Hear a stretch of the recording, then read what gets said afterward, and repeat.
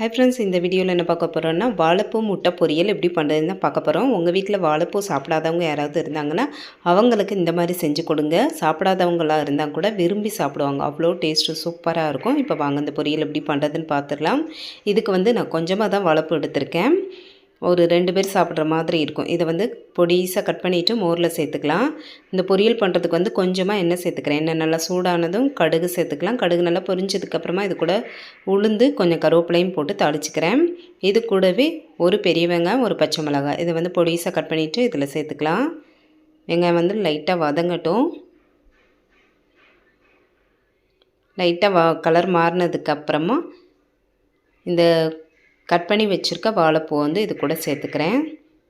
இது கூடவே கொஞ்சமாக மஞ்சள் தூளும் சேர்த்துக்கோங்க. நான் மஞ்சள் தூள் சேர்க்குறதுக்கு மறந்துட்டேன். இந்த பொரியலுக்கு தேவையான அளவு உப்பு சேர்த்துக்கலாம். வாழைப்பூ சீக்கிரமாகவே வெந்துடும்.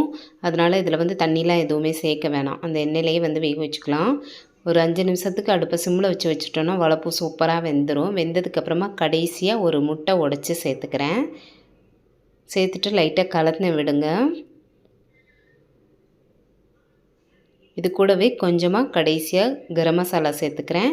மிளகுத்தூள் இருந்தால் கூட அது கூட சேர்த்துக்கோங்க. கொஞ்சம் சேர்த்துட்டு நல்லா கலந்து விட்டுடலாம்.